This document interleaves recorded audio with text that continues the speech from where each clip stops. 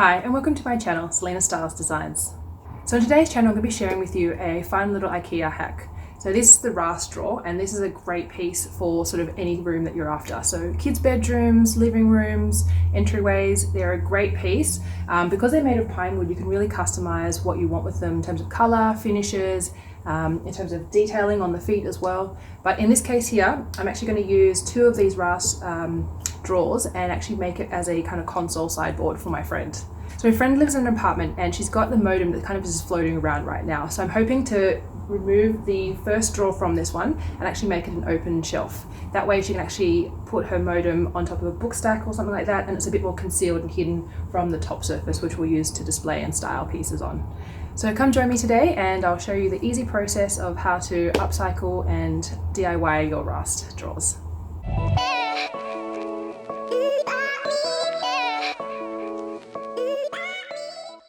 The items that I'm using for this Rast makeover are a selection of paint samples I picked up from my local hardware store, a paint roller and rolling tray, screwdriver, painter's tape, a drill set if you have one, and of course some old bed sheets or a drop cloth for painting and protecting your surfaces.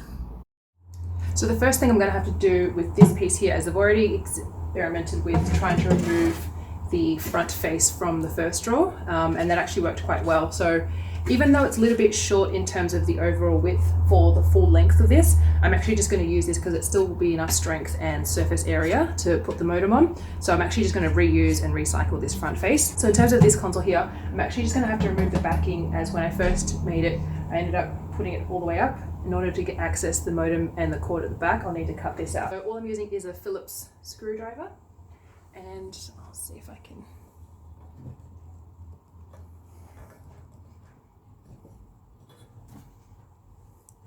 All you need to do is push that backing, and it actually pops out quite well.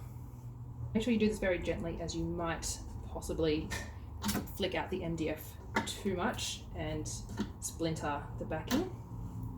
So just go from one corner to the other.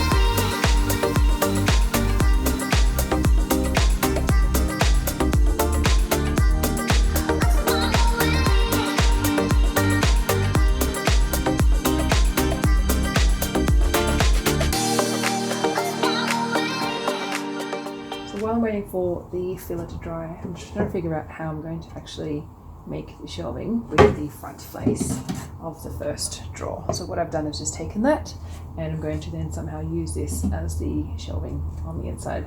So I had initially thought I could actually just leave it on top of the shelf itself, because it has a little lip with the drawer, and then these supports that are in the drawer would have been enough to maybe just leave it on, and that way you can still move it back if you still need to access anything inside.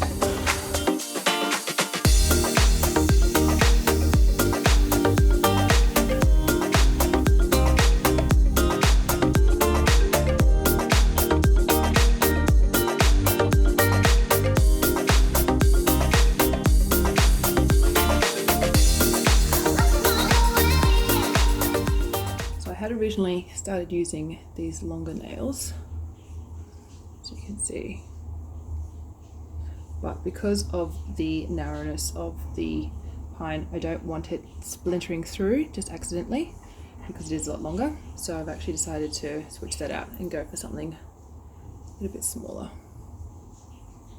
It's actually quite hard to see, but you've got the two lengths, so that way this has a lot less chance of getting through to the other side. Now that I've got the shelves up, and maybe I didn't notice this before, but there's quite a big difference in the alignment of that drawer and that drawer, which is really odd. So it must have been cut maybe a little bit differently, which is really strange, but it's not, I mean, it's noticeable when it's kind of front on, but there will be a dining table in front of this when it's in my friend's apartment, so that's not too bad, but quite happy with the shelf. That looks really good. It supports the weight well. So now I've just got to sand down all these little filler spots and we can then finally get onto painting.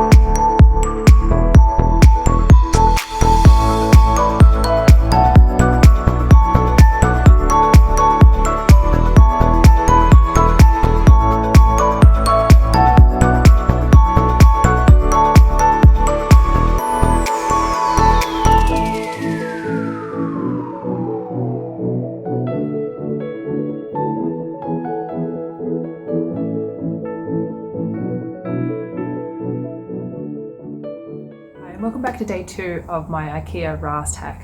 So I ended up overnight just putting in the drawers just to see how it all looked in terms of the finish and the surface, and I'm really happy with how it's turned out. It's a lovely blue kind of grey tone, and the shelvings I actually readjusted and actually evened them out so that way they're now kind of more spaced and even together, so it looks a lot more symmetrical. And I've just done a little bit of a vignette because now I'm going to be working on the pattern, and I want to make sure that I'm not sort of making it too busy. So the best thing to do to make sure that the pattern's not going to be too heavy and overwhelming is just to play with some of the pieces that I'll be using to style for my friend's apartment. So the next thing I'm going to do is actually cut out some pieces of semicircles and just blue tack them on just to see the shapes and the layouts first for now. So here I've actually got some cardboard that I'm just using to mark out, just doing this freehand as well.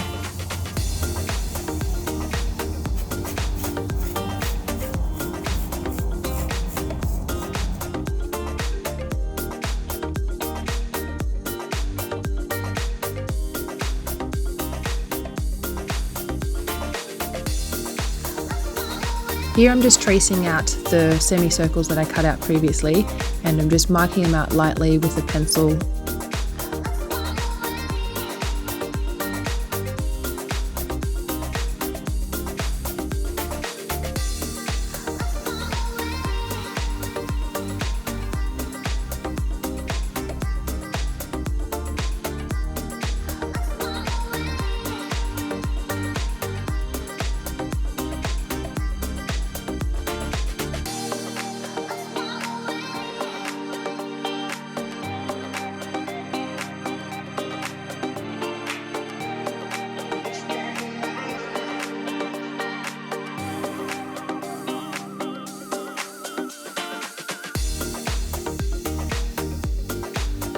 The next step is then to really carefully hand paint these.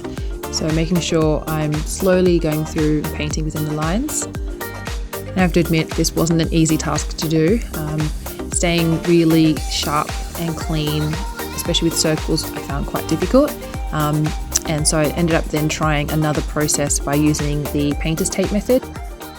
So my initial concept for my Rast IKEA hack was to actually paint some curved and semi-curved patterns on the front of the console, but I really wasn't happy with the finish and the cutting in and the just unevenness of my curves in my painting. So I then just tried to do the painter tape method, of which I would tape out the lines and then paint within that, but unfortunately that also didn't work and I wasn't satisfied with the finish. So in the end, I opted for color blocking. So I ended up doing a gradual deeper tone on the bottom of like a peach coral, and then I went a bit lighter with a sort of soft muted coral tone. So technically it is an easy upcycle, but it depends on, I guess, if you're satisfied with the overall finish of your hand painted lines. I unfortunately wasn't, so I ended up changing the concept, and sometimes that's actually the best thing you can do. If an original idea or your first concept isn't working, it's easy enough to change. It's paint, there's nothing lost by it, maybe a bit of time, but the process of having learnt maybe that pattern or that aspect maybe wasn't as easy to do in the first place, and then you switched up, that actually shows more ability to go with the flow. Pretty much your best friend is experimentation. Find out what process and what technique works best for you. In this case here, the pattern didn't work for me, so the color blocking actually was great because it was just a flat one finish paint over, and the best thing is you couldn't actually see the pattern that was originally underneath. So in the end, I'm really pleased with how this worked out. My friend loves the piece now and it suits really nicely in her apartment. So best thing is just to give everything a go. It's just paint. If it doesn't work, you can paint over it or sand it back down if you really want. So I hope you enjoyed this tutorial and you can give it a go. I'd love to know any other techniques that maybe you found painting curves worked for you. I'd love to see these comments below. So thanks for watching and see you next time.